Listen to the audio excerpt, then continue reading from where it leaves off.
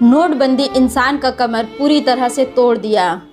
8 नवंबर साल 2016 रात 8 बजे मोदी जी का एक बयान इंसान को फर्श से लाकर फर्श पर ला मारा।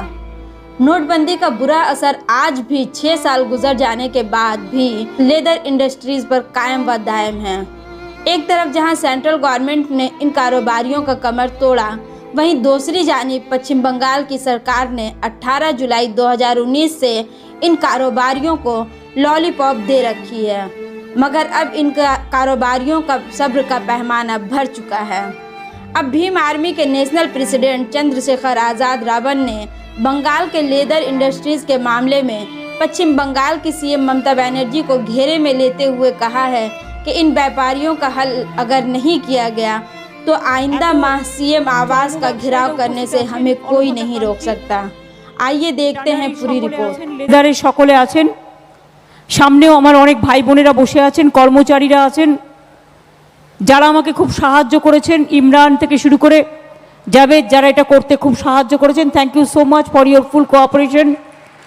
এবং আরও অন্যান্য আমার কর্মবন্ধুরা যারা আছেন, যারা বিশেষ করে সাহায্য করেছেন আমার সেই একেবারে 4 নম্বর ব্রিজের টানারি শিল্পের সাথে যুক্ত আমার পাঞ্জাবি কমিউনিটি থেকে শুরু করে, আমার মুসলিম কমিউনিটি থেকে শুরু করে, আমার হিন্দু কমিউনিটি থেকে শুরু করে, আমার দলিত ভাই বোনেরা থেকে শুরু করে সকলে, সাধারণ ভাই বোনেরা থেকে শুরু করে ভীষণভাবে কোঅপারেশন করেছেন।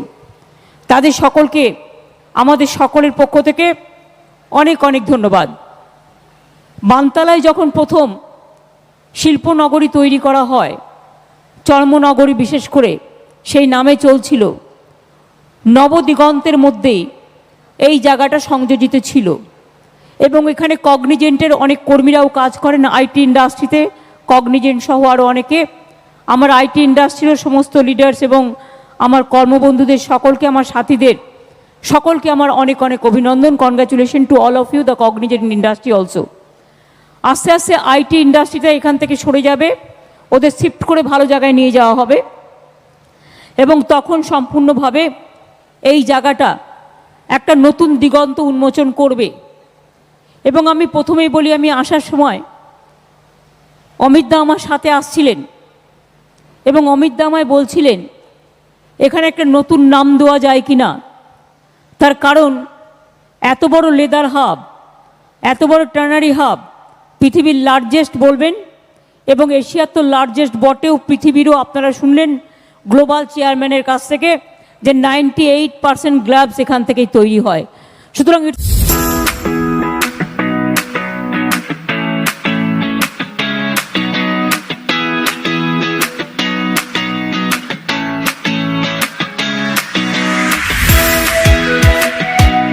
ইটস এ ইউনিক হাব, যেটা আমরা কলকাতা থেকে একমাত্র এত কাছে, অথচ আমরা কেউ ডিটেলস জানতাম না। মানে জানতাম না মানে অনেকে জানি না, আমি সে কথা বলছি। একটু একটু করে তৈরি করা হয়েছে। এখানে এখন পুলিশ স্টেশনও যেমন আছে, ফায়ার ব্রিগেডও আছে, রাস্তা তৈরিও হয়েছে, অ্যাফ্লুয়েন্ট ট্রিটমেন্ট প্লান্টও তৈরি হয়েছে। আরও দুটো হবে, আরও দুটো কমপ্লিট হয়ে গেলে আমি একবারে যদি বলি পৃথিবীর বৃহত্তম কর্মসংস্থান এই জায়গা থেকে তৈরি হবে। এবং তাই আমি এই জায়গাটার নাম দিলাম আজ থেকে কর্মদিগন্ত। নবদিগন্তের সাথে কর্মদিগন্তের সংযোজন, উন্মোচন এই জায়গাটাকে উদ্বুদ্ধ করবে।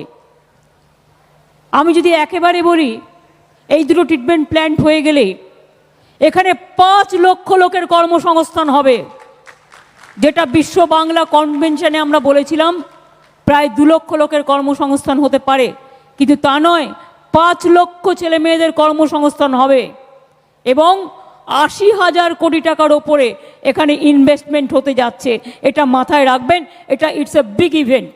अब चुनाव तो नहीं है बंगाल में, अब तो चुनाव काफ़ी दूर है। मैं भी यहाँ इसलिए हूँ कि हमारे लोग जो धोखा खा चुके हैं, अब उनको तैयार किया जाए कि जिन लोगों को उन्होंने वोट दी थी अब वो उनका काम कर रहे नहीं कर। जैसे एक बड़ा मामला लेदर इंडस्ट्री का, आज से 5 साल पहले भी वही स्थिति और आज भी वही स्थिति है।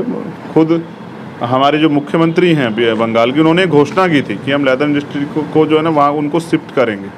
अब तक उस पर नहीं हुआ कोई काम, तो मैं नहीं जहाँ जिन पुनर्वास के मामले में जिन लोगों से मैं मिला वो आज भी जुगेतु पीड़ित हैं। 4 नंबर की बात मैं कर रहा हूँ। अगर यहाँ हमारा संगठन मजबूत हो जाएगा तो हम चुनाव में भी पार्टिसिपेट करेंगे, लेकिन मैं यहाँ की सूबे की मुख्यमंत्री से कहना चाहता हूँ कि भाई वो लेदर इंडस्ट्री से जुड़े हुए जो लोग हैं और जो वंचित वर्ग के लोग हैं उनके साथ न्याय करें और जल्द से जल्द उनकी शिफ्टिंग करें।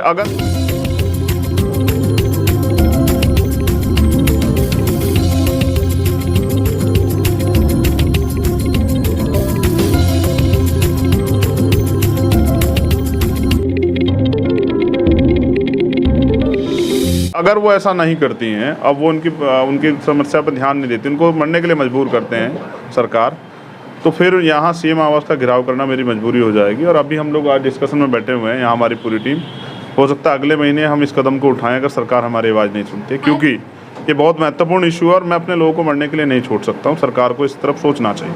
आने वाले कल में क्या आप यहाँ के रूलिंग पार्टी का सपोर्ट करने जा रहे हैं या फिर ऑपोजिशन को रूलिंग पार्टी उनको सपोर्ट करेंगे?